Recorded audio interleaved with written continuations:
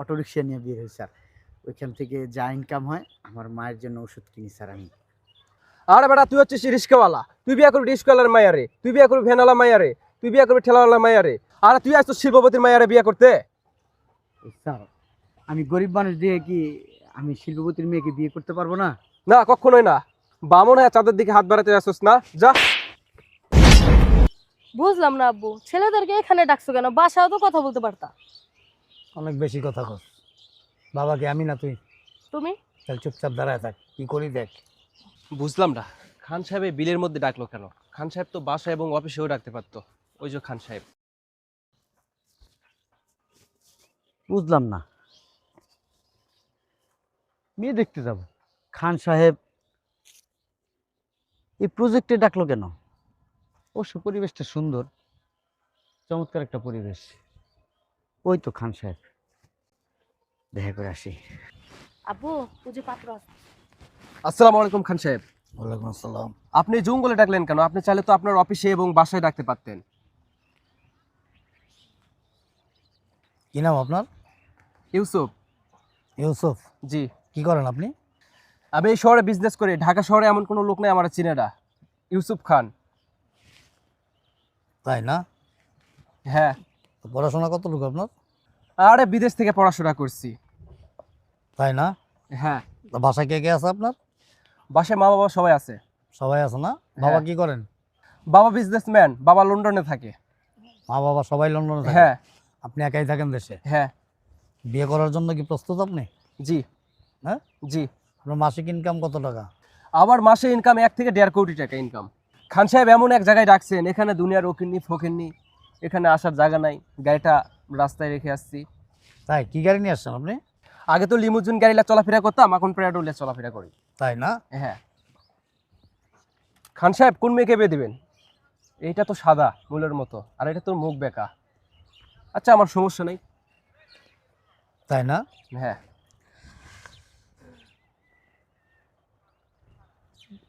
চলে। যা বলার তুমি বলো, আমি কি বলবো? ঠিক আছে, তাহলে কি বিয়ের দিন তারিখ ঠিক করা যাবে? হ্যাঁ অবশ্যই। হুম, আপনার কোনো আপত্তি নাই? না আমার কোনো আপত্তি নাই। তো কোন মেয়েটা পছন্দ হয়েছে আপনার? খান সাহেব আপনার যদি কোনো আপত্তি না থাকে দুটোটারাই বিয়ে করতে চাই, কারণ এটা তো মুখ বেঁকা আর এটা আছে। তাই না? দুইটা বিয়ে করবেন একসাথে? হ্যাঁ। আপনার অনেক এক্সপিরিয়েন্স। আপনার এত সম্পদ আর আপনার তো দুটোটাই মেয়ে, আমি যদি বিয়ে করি সব সম্পত্তির মালিক আমি হয়ে গেলাম। আর ভেরি অ্যাক্টিভ, সত্যি কথা। ঠিক আছে, আপনি আরেকবার দেখতে পারেন, ভালো করে দেখেন। হ্যাঁ আমি দেখেছি, এখন বিয়ের দিন তারিখ ঠিক করলেই। দুইটাই বিয়ে করবেন? হ্যাঁ। আব্বু ও যে আরেকটা পাত্র আসতেছে। শোনেন খান সাহেব, যতই পাত্র দেখেন আমার মতো যোগ্য পাত্র হবে না। আসসালামু আলাইকুম। ওয়ালাইকুম আসসালাম। প্লিজ। ঠিক আছে ঠিক আছে, থ্যাংক ইউ। ভালো আছেন? আলহামদুলিল্লাহ। কি নাম আপনার? আমার নাম ওবায়দুল। ওবায়দুল? জি। এই পুরো নামটাই ওবায়দুল না আশেপাশে? মোহাম্মদ ওবায়দুল ইসলাম। মোহাম্মদ ওবায়দুল ইসলাম। জি। মা বাবা আছেন তো নাকি? আমার বাবা নাই, মা আছে। আচ্ছা, বাবা কি করতেন? আমার বাবা আসলে গ্রামের কৃষক ছিল। গ্রামের কৃষক ছিল? জি জি। আর আমার মা অসুস্থ। ওই আমি আসলে হয়েছে কি, চাকরি বাকরি এখনো পাই নাই, এই চেষ্টা করতেছি। আমার মাকে নিয়ে খুব কষ্টে আছি। তারপর আপনাদের এই পেপারে বিজ্ঞাপন দেখে আমি আসলাম, যদি হয় আর কি, যদি হয়। আচ্ছা আচ্ছা। ভাই বোন কজন আপনারা? আমার একটা বোন আছে, গ্রামে বিয়ে দিছি। ওর হাজবেন্ড আসলে ওই ভ্যান চালায়। ভ্যান চালায়? জি জি জি, গ্রামের ভ্যান চালায়। That's good. পড়াশোনা কতটুকু? গ্র্যাজুয়েশন কমপ্লিট করছি। আসলে হয়েছে কি, গ্র্যাজুয়েশন কমপ্লিট করছি, কিন্তু আসলে ওই টাকার জোরও নাই। আমার তো মামাও নাই, খালুও নাই, ওইভাবে কেউ নাই আমাদের বড় কেউ যে একটা ফোন দিবে চাকরি পেয়ে যাব। সব ঠিক আছে। তা আপনি মানে কতটুকু আশাবাদী যে বিয়ে করতেই পারবেন এখানে? আমি সেটা জানি না, ছোটোবেলা থেকে ইচ্ছা কাউকে সহযোগিতা করা। যেমন আপনি বলছেন যে আপনার মেয়ে প্রতিবন্ধী, কথা বলতে পারে না, হাঁটতে চলতে পারলেও সবসময় ওইভাবে হাঁটতে চলতে পারে না। ওই মানবিক দিক থেকে আমি আসছি। ওনাকে যদি আমি বিয়ে করি, আমার স্ত্রী হিসেবে পাই, এটা আমার সৌভাগ্য। আবার ওনার সেবা যত্ন করব, এটাও আমার একটা সৌভাগ্য। অন্যের সেবা যত্ন করলে আল্লাহ তাআলা নাকি খুশি হয় খুব। এই জন্য আর কি বিয়েটা করা। এখন যদি কপালে থাকে, আপনাদের যদি মনে হয় আমি যোগ্যপাত্র, হবে, আর না হলে নাই। দ্যাট মিনস আপনি মানে সব কিছু যাই না শুই না তারপরে আসছেন। জি, জি। আর আসলে হয়েছে কি, আমার তো অনেক টাকা পয়সা নেই। আমি যদি কারো হেল্প পাই, আমি যতটুকু পড়াশোনা আছে, ইনশাআল্লাহ আমি সামনের দিকে আগাইতে পারবো। এতটুকু আমার মনের একটা ব্যক্ত বললাম আমাকে। বিয়ের পরে রাখবেন কোথায়? আর সে যদি চায় আমি একটা ভাড়া বাড়িতে আসছি, এক রুম নিয়ে থাকি, সেখানে উনি যদি চায় আমার সাথে থাকতে পারবে। এক রুমে আপনি থাকবেন, আপনার মা থাকবে, আপনার ওয়াইফ থাকবে, ব্যাপারটা কেমন জানো না? না, যদি তখন যদি আমার যদি ওরকম অ্যাবিলিটি হয়, আচ্ছা আচ্ছা। তাহলে ২ রুমের একটা বাসা নিব। আর আপনার মেয়েও অসুস্থ, আমার মাও অসুস্থ, আমি একটা মানুষ রাইখা দিব, যাতে ওনাদের সেবা যত্ন করতে পারে। আমি তো আছি। That's good, very fine. আপনি আরেকবার দেখেন, আপনি তো পত্রিকায় পড়ছেন জি। বিজ্ঞাপনটা, জি, আপনি সচক্ষে সশরীরে একবার দেখে নেন ভালো করে। হ্যাঁ, আমি দেখছি। আমার দেখার মতো কিছু নাই আর। কিচ্ছু নাই। ও কিন্তু কথা বলতে পারে না, আমি জানি। আর এটা ওর জন্মগত না, যদিও টাইফয়েড হয়েছিল, টাইফয়েডের পর থেকে এরকম হয়ে গেছে। ট্রিটমেন্ট চলতেছে, যদি আল্লাহ পাক নসিবে রাখে তো সুস্থ হইতেও পারে। আর সব কিছু তো আল্লাহ পাকের হাতে, তাই না? আপনি আমি আমরা মুখে যত কিছুই বলি, যা কিছুই বলি, কোনো কিছুই কার্যকর হবে না। না। মূলত উনি যদি না চায়, জি, জি, জি স্যার। সব কিছু রবের হাতে। জি স্যার।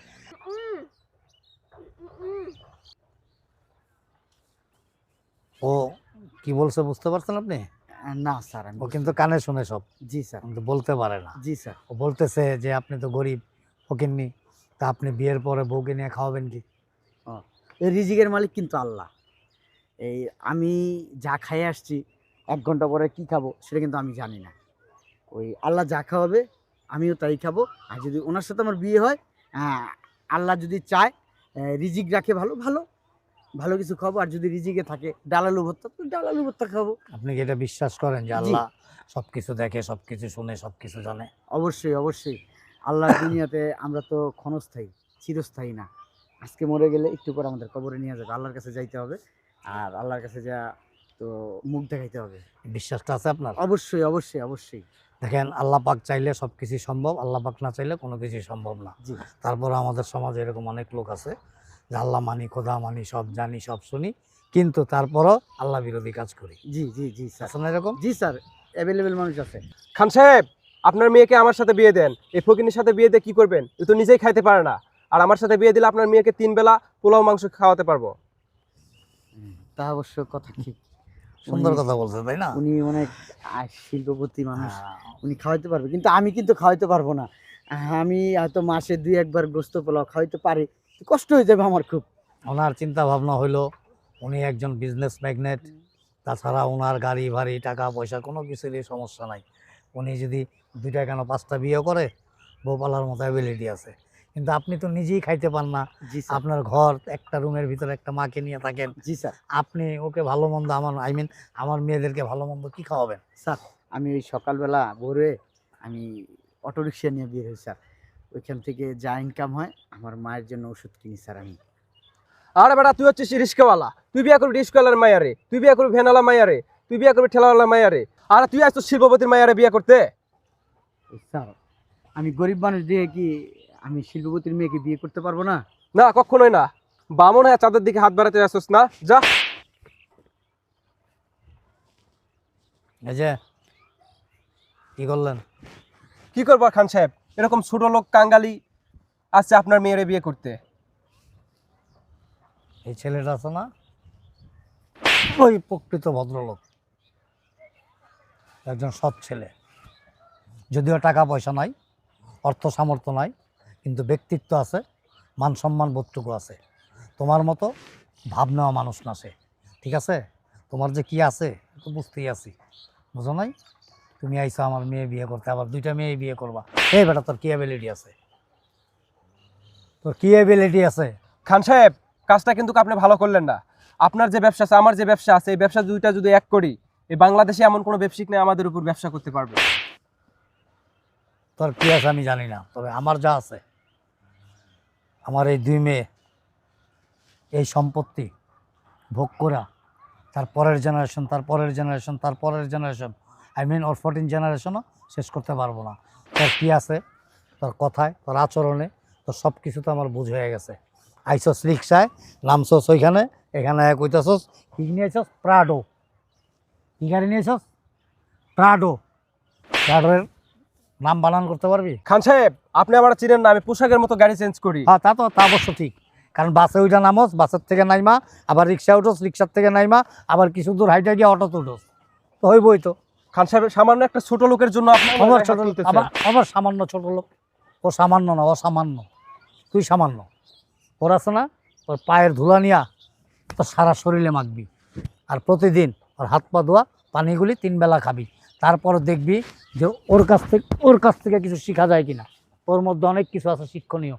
এই ফকিরের বাচ্চা, তুই এখানে দাঁড়িয়ে আছিস কেন? দেখতেছিস না খান সাহেবের সাথে আমার একটা ভালো আন্ডারস্ট্যান্ড আছে? যা এখান থেকে যা। এই, ও তো ফকিন্নির পুত না, জেন্টেলম্যান।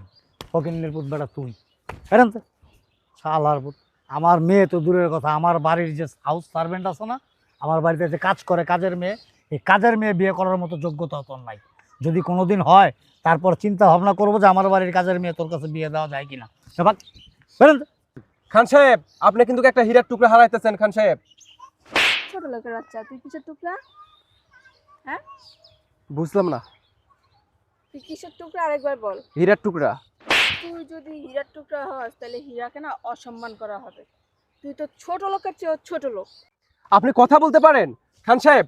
আমি আপনার 2টা মেয়েরে বিয়ে করবো খান সাহেব। শালার পুত। ওর কাছে তো আমার বাড়ির ছাগলও বিয়ে দেবো না। আমার মেয়ে প্রতিবন্ধীও না, আর কোনো অসুস্থও না, কোনো কিছুই হয় নাই। মেয়ে বিয়ে দেবো, যাচাই বাছাই করতে হবে না যে আসলে আমার মেয়ের জন্য আমি যোগ্য স্বামী ঠিক করলাম কিনা, যোগ্য পাত্র ঠিক করলাম কিনা, ওই পাত্রের আচার আচরণ কেমন, ভবিষ্যতে আমার মেয়েকে নিয়ে সে সুখে রাখতে পারবে কিনা। টাকা পয়সার দরকার নাই তো। টাকা পয়সা আল্লাহ আমাকে যা দিছে এটা দিয়ে আমার মেয়ে লেড়া চেরা খাইতে পারবে এবং ওইটার আরও দ্বিগুণ করতে পারবে। ঠিক এরকম একটা যোগ্য ছেলে আমি খুঁজছিলাম, যে মানুষকে মানুষ মনে করে, মানুষের সাথে আন্তরিক হইতে পারে এবং আমার মেয়েকে সুখে রাখতে পারে। খান সাহেব, আমি কিন্তু খুব যোগ্য ব্যক্তি এবং খুব আন্তরিক। তা তো বুঝতেই পারতাছি তুমি যে কতটা যোগ্য, কতটা আন্তরিক। যাক, আসছো যখন দাঁড়াও এখানে। আমাদের যে ডিসিশনটা এটা একটু যাই না যাও। আর দাওয়াতে তো আসতে পারবো না, কারণ সেই যোগ্যতা তোমার নাই। আমি ওকে সিলেক্ট করলাম এবং আশা করি আমার মেয়ে ওকে সিলেক্ট করবে। ঠিক আছে? কারণ কি জানো, ওর মধ্যে যা আছে তোমার মধ্যে তা নাই। ওর ভিতরে কি আছে আমি তো দেখতে পাচ্ছি খান সাহেব। ফকিরনি সকাল হলে কেবল রিস্কা নিয়ে যায়, মা তার মধ্যে অসুস্থ। তার মধ্যে একটা সততা আছে। সৎ এবং সততা এই দুইটা মানুষকে অনেক দূরে নিয়ে যায়। আর অসৎ দিয়া হয়তো কিছুদিন ভালো থাকা যায়, আনন্দ ফুর্তি করা যায়, কিন্তু আল্লাহর তরফ থেকে একটা গজব আসে, আর এই গজবের জন্য অপেক্ষা করতে হয়। বুঝছো? আল্লাহ ছাড় দেয় কিন্তু ছেড়ে দেয় না, কথাটা সবসময় মনে রাখবা। সত্যের জয় চিরদিন, আর মিথ্যার ক্ষয় সারা জীবন। যাও। খান সাহেব, তাহলে কি আমি চলে যাব? হীরার টুকরা সবাই বলে। এই তুই যা তো, যা। এক কাম কর, হীরার টুকরা এনে থাকবি কে? হীরা তাকে কই জানোস? বড় বড় মিউজিয়ামে, বড় বড় জুয়েলারি দোকানে ওখানে জায়গা। যা জানা খান সাহেব, দূরে বেড়া। যা বেড়া, যাস নাকি আবার হালাত হালাত। যা ফাজিল কোথাকার। তাহলে কি আমি চলে যাব? তুমি চলে যাবা, হয়তো এখনকার জন্য যেতে পারো, তবে তুমি নিশ্চিত থাকবা আগামীকাল শুক্রবার, আজকে বৃহস্পতিবার, জি। আগামীকাল শুক্রবার আমরা সবাই সশরীরে তোমার বাসায় যাব। তুমি প্রস্তুত থাকবা বিয়ে করার জন্য। তোমার মায়ের সাথে কথা বলবো এবং আলোচনা যা করার ওইখানেই করবো। জি। তবে তুমি নিশ্চিত থাকতে পারো যে আগামীকাল বিয়ে হচ্ছে, যদি আল্লাহ নসিবে রাখে। আপনার মোবাইলে আমাদের বাসার ঠিকানা আমি দিয়ে দিব। ঠিক আছে, থ্যাংক ইউ। আসি, হ্যাঁ? তুমি চাইলে ওর সাথে কোনো কথা বলতে পারো। না না না, আমার কিছু বলার নাই। হ্যাঁ, আমি আসলে আনন্দে আত্মহারা হয়ে গেছি। আমার বলার মতো কোনো ভাষা নেই। আমি কথা বলবো, আমি কথা বলতে পারবো না আসলে। ঠিক আছে, তোমার চাকরির ব্যবস্থা করতে হবে না। কি করবা না করবা সেটা আমরা বৈশা আলোচনা করব। জি স্যার। কারণ তুমি একটা কিছু করলে আমার মেয়ে তো ভালো থাকবে, সুখে জি, স্যার। থাকবে, তাই না? জি স্যার। ঠিক আছে, আসসালামু আলাইকুম। ওয়ালাইকুম আসসালাম। আসসালামু আলাইকুম আশিস। আসসালামু আলাইকুম। ওয়ালাইকুম আসসালাম। কি ছেলে কেমন সুন্দর আছে। পছন্দ হয়েছে? হ্যাঁ। তবে ওর কথার সাথে আর যদি ওর পরিবারের সাথে মানে টোটালি সব কিছু ম্যাচ করে, তাহলে ইনশাল্লাহ আগামীকালকে বিয়ে করাই দেবো। ওকে, ওকে, চলো আমরা আসি। চলো।